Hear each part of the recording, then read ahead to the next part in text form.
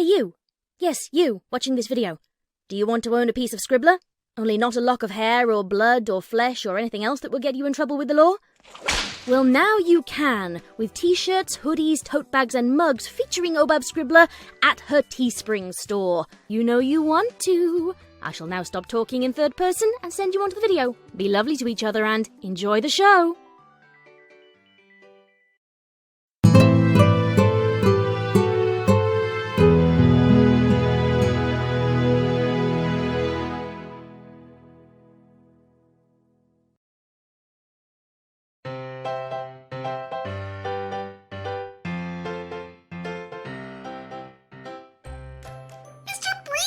You're old, aren't you? How old are you? Real old, I bet. Mr. Breezy, proprietor of Mr. Breezy's Fan Emporium, the #1 rated fan store in Ponyville 10 years running, blinked in horror at the pink pony looming in the middle of the street in front of him, feeling oddly terrified. Keep it down, he gulped, glancing about in case any passing pony overheard. That's not something you ask, Pinkie Pie. He gave a short huff. Besides, you're only as old as the mare you feel. As I'm single, that means I'm ageless. Pinkie frowned.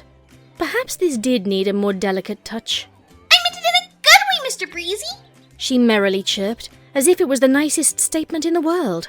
I thought, who is the bestest, most cleverest pony who has lived in Ponyville a long time and knows everyone? And I thought of you! It's you! It's me? Mr. Breezy repeated in a slightly dumbfounded manner. But look, Pinkie, I've got a delivery of fans coming in soon. They're the new model. 4 blades instead of 3. What will those crazy ponies in Kennelot think up next? I've absolutely no idea. Ahem! Pinkie coughed to bring her interviewee back on course. It's just that I'm living with the Cakes, and they've been so nice to me, but I don't know that much about their past. And I was thinking maybe you could tell me about their past. Your earliest memory? How they met? She smiled up at him with wide-open eyes. Also, is Mr. Cake a cake? She added quickly under her breath. Mr. Breezy's eyes glazed over as he puffed out his chest and straightened his flat cap. Well, he began in his best storyteller's voice. I knew Cupcake, of course. Every pony knew her. She was different back then, not quite as... He trailed off. No, okay, she was pretty much the same. Bit shy, bit frumpy, with a heart of gold. We were at school together, sat next to each other in literature class. Never that interested in my fan fiction, though. He started to fish a forehoof about in his jacket pocket. Got one of my stories here, actually. Legend of Road of the Magnificent. An epic, 200 parts. Mr. Cake! Tell me about Mr. Cake! Pinkie half screeched in horror at the thought of having to listen to one of Mr. Breezy's stories about his fans. Well... Mr. Breezy's eyes took on a faraway look again. I suppose you can read my story later. I'm getting it published, you know, once the publishers in Kennelot get a copy. Keeps getting lost in the mail, apparently. He yelped at a sharp prod from Pinkie and immediately got back on track. Now, it was probably... Yes, it was 20 years ago, this very day, my. It was the night of the Ponyville High graduation. Cupcake wasn't her usual self. She was very down about something. Kept on warbling about how her life was ruined. How she had no one to go to the dance with. You know the sort of thing, Pinkie. Not even my finest fan-related jokes could lift her spirits. She was a mess. I mean, come on, though. A Mazinger 3000, Newton 3, and a mini Hyderflange walk into a bar and order... Yes! Ha! Very good! But how did they meet? What happened? Oh, well... Mr. Breezy gathered his thoughts. We all thought she wouldn't go in the end. She was in no fit state to go anywhere. Blow me down, she turned up the very night with Carrot Cake. He came from out of nowhere and swept her off her hooves. Danced the night away, so they did. Of course. He gave a knowing smile and leaned in to Pinkie. I was the one who got lucky, if you know what I mean. This would be lucky in a fan-related way, I imagine. Pinkie offered uncertainly, not wanting to think about the alternatives. Yes. Well, that very night, found that the dance was using a Marshall 2K, which, you see, Pinkie, was only... That's wonderful. Thanks. Pinkie gave her most encouraging smile and started bouncing away as fast as she could. There was a lot to process.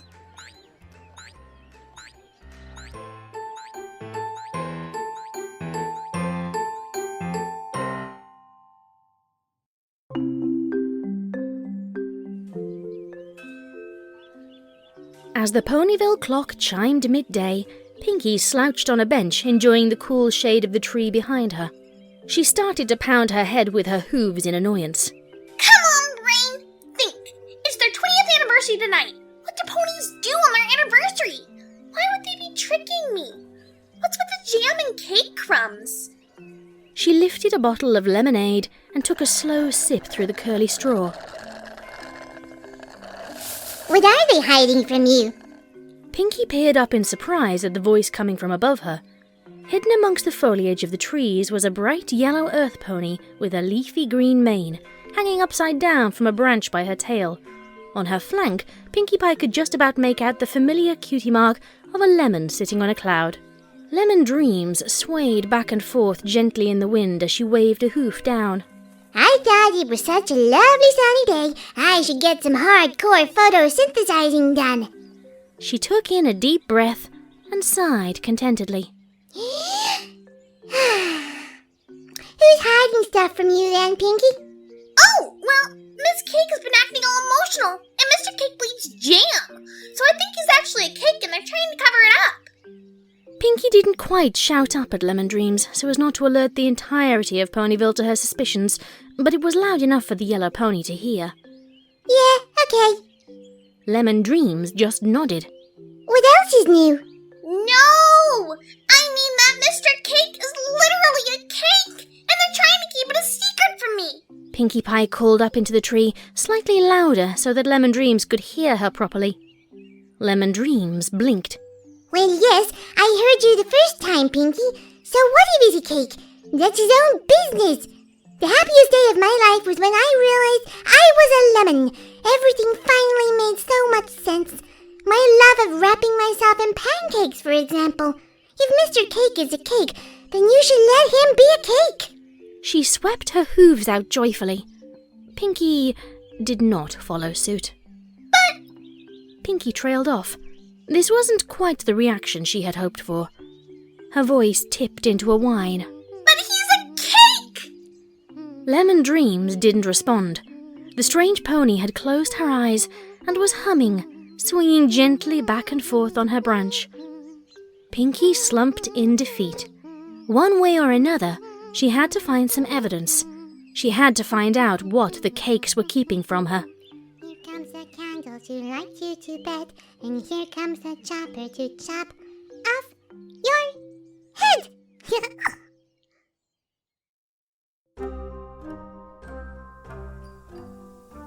Pinkie continued to watch Mr. Cake from her seat at the kitchen table. The more Pinkie looked, the stranger Mr. Cake became. She hadn't noticed it before, but he really was unlike any pony she'd ever known, with his long, thin neck, misshapen head, and strange walking gait. He looked odd, goofy, not like a normal pony at all. Despite his bandaged hoof, he still rushed about the kitchen, cooking and stirring and baking, almost as if he was born to it.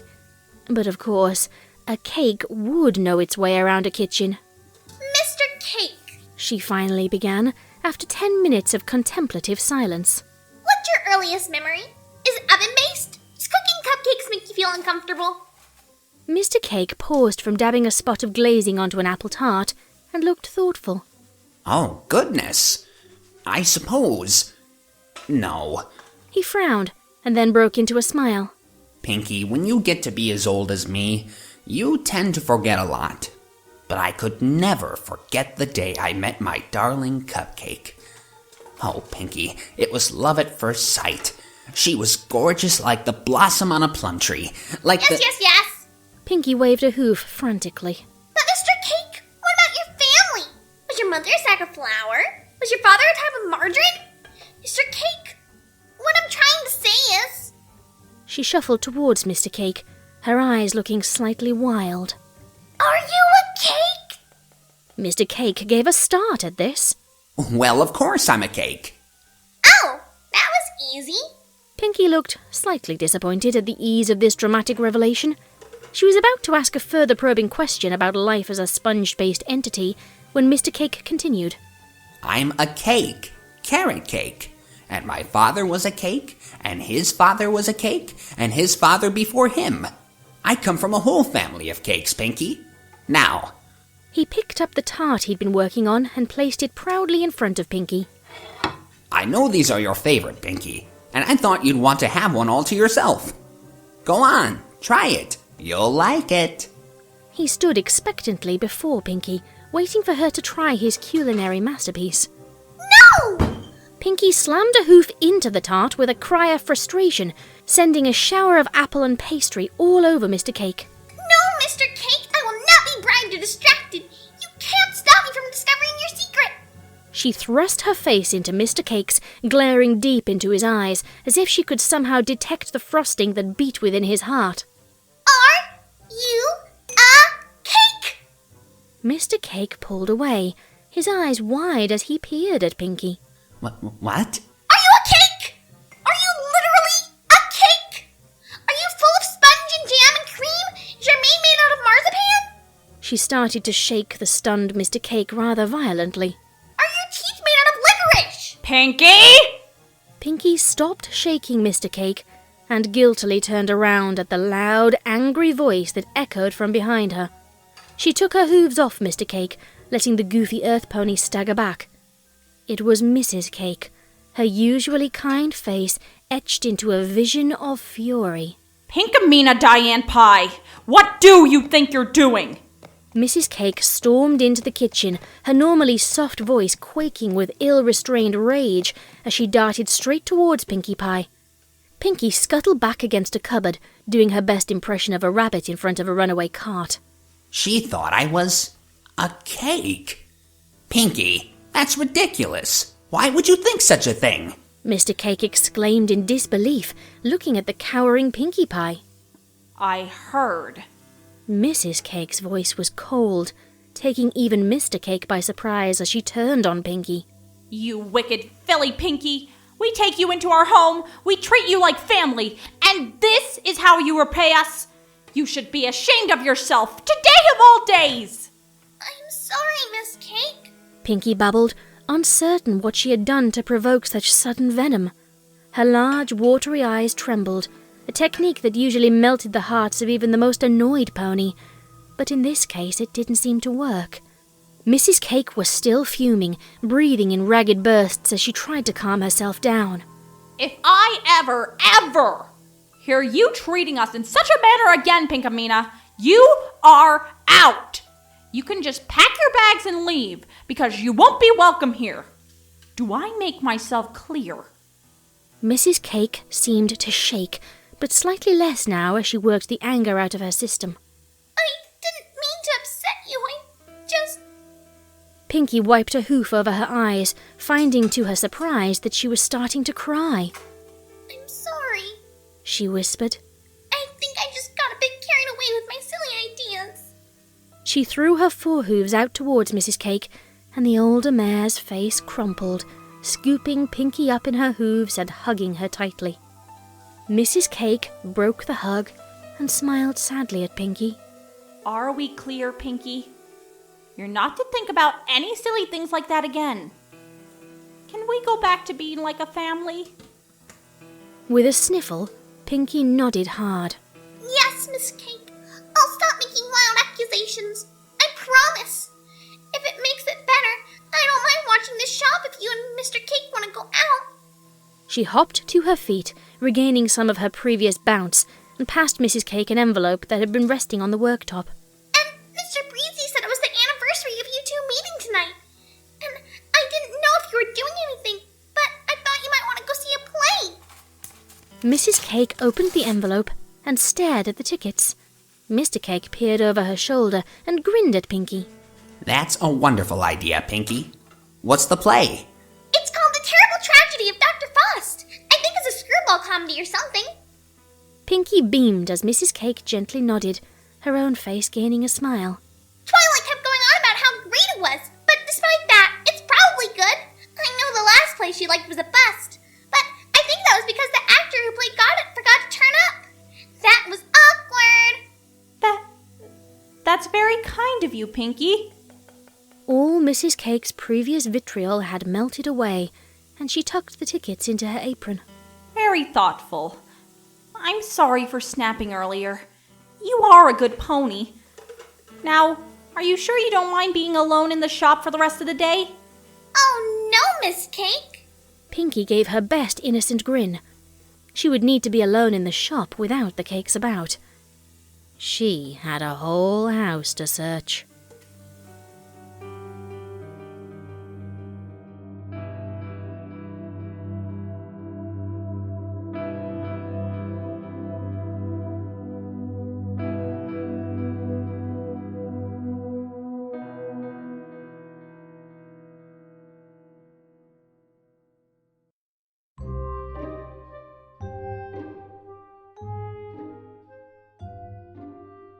Nothing. Pinkie Pie sank behind the counter of Sugar Cube Corner in a sulk. As soon as the cakes had left, she had begun to zip from room to room looking for clues, for any evidence that the cakes had been hiding something from her. Mrs. Cake's angry reaction to her previous snooping had cinched it. She had obviously got too close to the mystery, and if there was something Pinkie hated, it was not knowing the answer to a puzzle. All the drawers, all the cupboards, even all the boxes in the attic, Pinkie had meticulously searched them all and had found no clues at all. She had found a stockpile of birthday presents addressed to her hidden in a chest, though she was sure it wasn't her birthday for a good few months yet. She had found Mr. Cake's lost tie, which had fallen behind the sofa, even an anniversary card Mr. Cake had hidden in a box of cereal, but no evidence as to his doughy origins. Pinkie had promised to not make any more wild accusations, but this wasn't a wild accusation. It was logical. Mrs. Cake's mood swings hinted that she was hiding a secret. Mr. Cake must have bled jam. He couldn't have been baking a cake or he would have told her. Unless he didn't want Mrs. Cake to know. But then, tonight was their anniversary, and surely ponies should be super honest with each other at such times. There must be something I'm missing, Pinkie exclaimed, bobbing her head to stimulate her brain cells. some subtle clue. Pinkie jerked suddenly to attention as the bell suspended over the shop door signaled a new customer. Pinkie knew every pony in Ponyville, but she'd never seen this pony before. He was a strange-looking black stallion whose coat seemed to sag slightly, and each step he took was slow and deliberate, as if he was afraid of stepping in something nasty. Hello, Pinkie Pie. The stranger's voice was low and steady, yet slightly grating. He made his way to the shop counter, eyes darting with curiosity about the entire shop, taking in every minute detail. Lovely day, isn't it? He flashed what must have been an attempt at a warm smile, but the corners of his mouth drooped slightly, creating an almost comical expression. At least, it would have been comical, if it wasn't for his two red eyes, which seemed to burn into Pinkie's own. Pinkie gave a little gulp. This pony couldn't help how he looked, though, and she wasn't about to judge him based on that. She put on a chef's hat and gave it a little doff toward the customer. It's a super lovely day. She brightly chirped. And here at Sugar Cube Corners, we have all your favorites. Apple tart, sugar snaps, butterfly cakes. No. The stranger shuffled to look at some of the family pictures hung on the wall, his eyes seemingly glazed and unfocused. No, Pinkie. I'm not here for that at all. Oh, I see. A look of realization came over Pinkie's face, and she popped down under the counter, bringing up a tray that had been hidden. Well, we've still got some lemon meringue pie left, and... No, Pinkie. Pinkie gave a little screech as the stranger turned and sprang across the room, instantly in front of her, his slightly formless face pressing against hers. From her now close-up perspective, Pinkie could see that the stranger's coat was in an awful shape, dusty with a look of felt rather than fur. He obviously wasn't the type to take care of himself. The stranger pulled back slightly, as if aware he had invaded Pinkie's personal space a bit too much. Is your mother in? Pinkie frowned, and then gave a little gasp. Oh, you mean Miss Cake? No, she's gone out for the afternoon with Mr. Cake.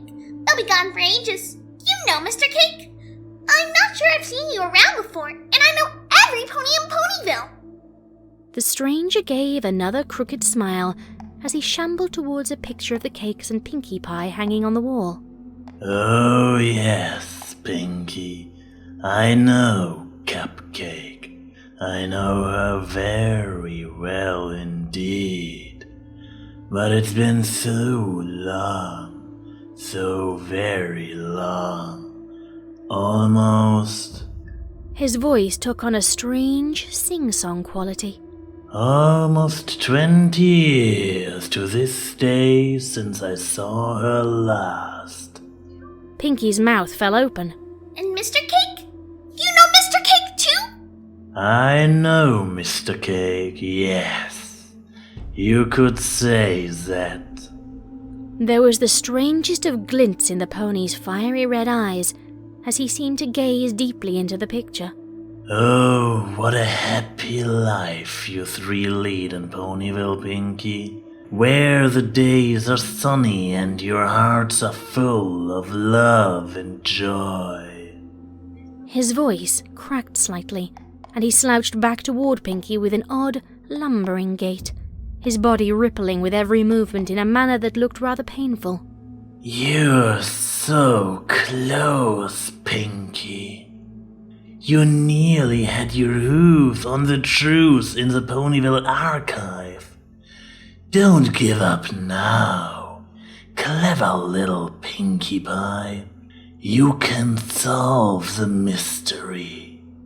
Pinkie Pie suddenly stood to rapt attention, her forehooves clutching the countertop. I knew it! Tell me! I searched the whole house and couldn't find anything! Is Mr. Cake really a cake? The stranger's mouth curled, and he let out a low, dry laugh. Oh, Pinkie, you have no idea. He chuckled, shaking his head, which seemed to sway a bit too much. Perhaps you didn't look hard enough, Pinkie Pie. I seem to remember Mrs. Cake used to hide things underneath a loose floorboard in the pantry. Perhaps you should try there. Pinkie opened her mouth to reply, but the stranger simply placed a hoof against it. It felt warm and fuzzy. No, Pinkie. No more help. He croaked in a faraway voice. Don't tell Cupcake I was here. I'll pop round later. I have something to pick up. I want it to be... He tilted his head at an odd angle. a surprise. Pinkie waited until the odd pony had sloped off and flipped the sign on the front door to closed. There was a pantry floor that needed investigating. She shook her head as she narrowed her eyes. There was something strange about that pony. Not just the way he looked or walked or spoke, but something not quite right. Then it hit her. How had he known her name?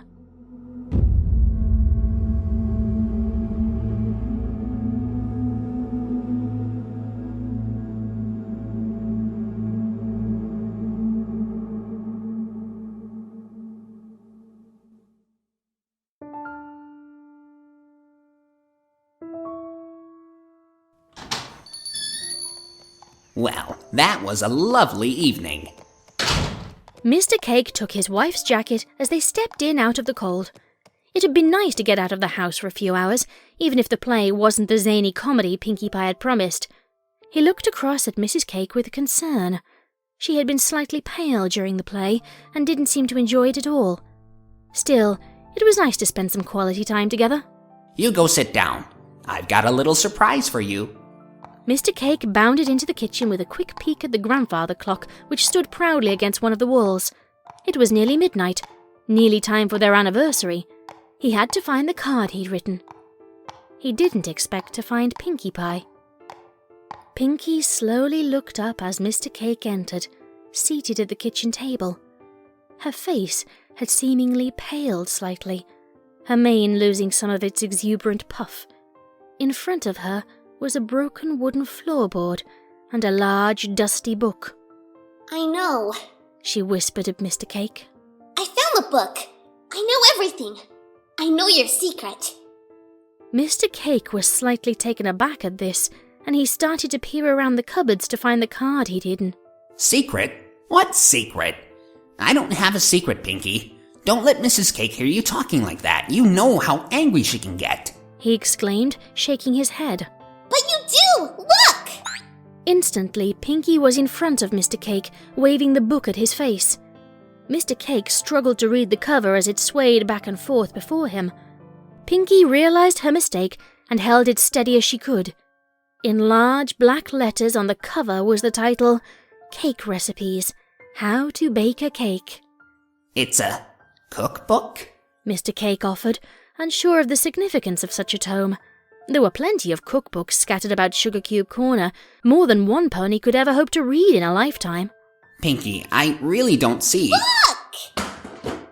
Pinkie flung the book open on the table and half forced Mr. Cake's head down toward it with her hooves. Mr. Cake started to struggle against the surprisingly strong mare, but then something on the page caught his eye. It was a picture of his own face. Victoria's sponge body, strawberry jam and cream, butterscotch icing? Pinkie turned the pages before Mr. Cake, each of them showing detailed recipes. Cotton candy mane, marzipan cutie mark? I was right, Mr. Cake! You're a cake! Pinkie had shaken off her earlier gloom and was bouncing up and down happily, her heart bursting with pride that she had been right. Mr. Cake's face flashed between a frown and a look of uncertainty as he shuffled through the pages, stopping on one which detailed the correct way to create fondant icing teeth. I'm not a cake! You are! Look! With a yank, Pinkie grabbed the bandage that was wrapped around Mr. Cake's forehoof and pulled hard. Ah! Mr. Cake gave a yelp, and then looked at his injured hoof. There was jam oozing out of it, and there was sponge cake visible inside the cut. Ah! Mr. Cake leapt backwards as if stung by a bee, clutching his hoof to his chest, his eyes wide open in panic. I'm a cake? He croaked in disbelief. Yes! Isn't it great? Pinkie started bouncing around him, humming happily to herself. I was right! You're a cake! Mr. Cake, you're a cake! A cake! No! Pinkie froze in mid-hop as Mrs. Cake stumbled into the kitchen, a throaty gasp escaping from her mouth as she looked on in horror at the scene playing out in front of her. Pinkie, what have you done? After all I said! She was instantly by Mr. Cake's side, cradling him gently. Cupcake. I'm a cake. Mr. Cake craned his neck around to look into his wife's eyes, as his features seemed to blur and soften, cracks appearing in his neck as he moved his head. I'm a cake!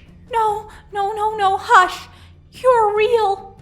Mrs. Cake clutched her husband to her, cooing softly as she buried her face in his neck.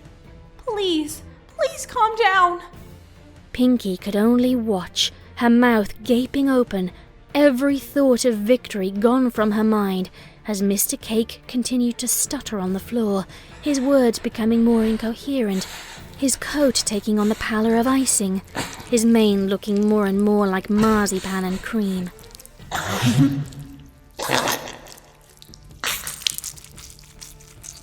But Mr. Cake never finished the sentence. He sank further into Mrs. Cake's arms, leaving smears of icing over her coat. He seemed to twist and lull slightly as his eyes glazed over until there were nothing but 2 chocolate buttons. Then, with a slurping, sucking noise, his head sloughed off by the neck in a torrent of jam and icing and sponge, thudding onto the floor in a splattering heap.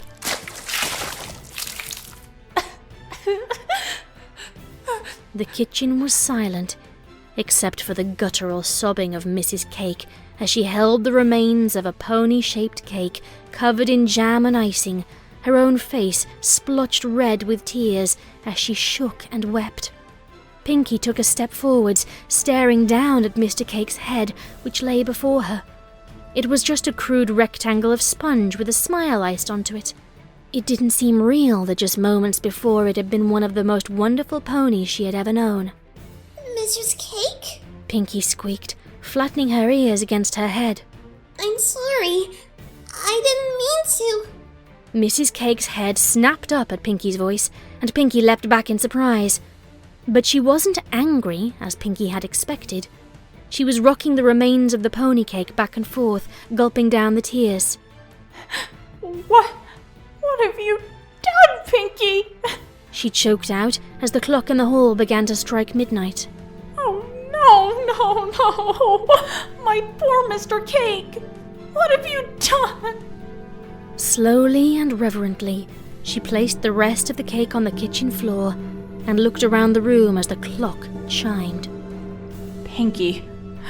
She spoke softly and gently, with only the barest quiver in her voice to betray the emotion. Pinkie, I want you to lock and bolt all the windows. Now. Pinkie couldn't tear herself away from looking down at the remains of Mr. Cake. He was now just a pile of sponge and jam, the crudest approximation of a pony possible. She thought about putting his head back on to at least give him some final dignity, but she couldn't see any way it attached to the neck, just a thin veneer of butterscotch icing. That, and she didn't want to touch it. She nearly leapt out of her skin at a frantic scratching, scrabbling noise that came from the nearest window. Her heart racing, she turned around, only to see a pair of burning red eyes staring in from the pitch-black darkness outside. As soon as she saw them, the eyes vanished. What was that? Mrs. Cake was already at the other windows, drawing closed the heavy bolts that secured them. We don't have time for this, Pinkie. For once. Can you just do as I say? She quivered, the sound of resentment in her words as she moved at speed from window to window. Pinkie slunk back as she moved to secure the nearest window. Then she paused. Outside on the lawn, looking in, was the odd black pony she had seen earlier in the shop. It's him! She exclaimed, peering through the darkness as she tried to make out what he was doing. He was just standing at a slightly crooked angle, his red eyes fixed straight at Sugar Cube Corner, straight at Pinkie Pie. He's come back! I knew he would! He's come back! Mrs. Cake was at the window with Pinkie Pie, hugging her tight as she looked out into the night. A cold wind was blowing. Outside, the strange pony took a step forward in his uneasy, lopsided manner, a crooked grin on his face. You clever filly, Pinkie Pie. With help, I knew you'd prevail. He called in his rasping voice like sandpaper, causing Pinkie to press herself further against Mrs. Cake's icing-dusted chest. A tragedy inevitable. A sorry pony's tale. The door! Mrs. Cake almost dropped Pinkie and galloped to the back door. There was a scraping of metal as she sealed the entranceway with heavy iron locks. Pinkie raised her head over the bottom of the window, feeling her hooves wobbly, barely able to stand up. The black pony scraped across the grass, only to stop and give them another wide, toothy grin. Cupcake, my dear. I have returned to finish our little deal. His words carried a sing-song quality, a mocking tone. He raised a forehoof, and with the other slowly slid the skin off. Only, it wasn't skin. It was felt. Unable to look away, Pinkie saw that under the hoof was a scaly claw. It flexed back and forth in the darkness as it pulled off the felt that covered the other hoof. More locks slammed in the house, the noise echoing outside and catching the attention of the pony creature. Are those locks I see? A ball or three? Is that terror you feel? Pinkie felt Mrs. Cake scoop her up again, squeezing hard as if she was a teddy bear. What do we do? She hissed up at her, not wanting to take her eyes off the pony outside for an instant. Will it go away? Can we shout for help? What is that thing? I'm sorry, Pinkie, I'm sorry. Mrs. Cake's shoulders slumped, and she lost her grip on Pinkie, sinking to the floor beside the remains of Mr. Cake. Oh, Pinkie, what have you done? She murmured in a lost voice. With a gulp, Pinkie saw the creature's claws move to its neck. There was a creaking, shuffling noise, and its head slipped off. From the empty costume spilled what seemed to be wave after wave of black, scraggly fur, wriggling free, until standing in the dark in front of Sugar Cube Corner was the strangest thing Pinkie had ever seen. It was a tall ball of fur with stick-like claws that jutted from the middle and two red, burning eyes deep set near the top. It seemed to sneer at Pinkie Pie, even though she couldn't see a mouth. A bargain struck cannot be changed. You know this to be true. Even through the closed windows, she could hear that terrible rasping voice.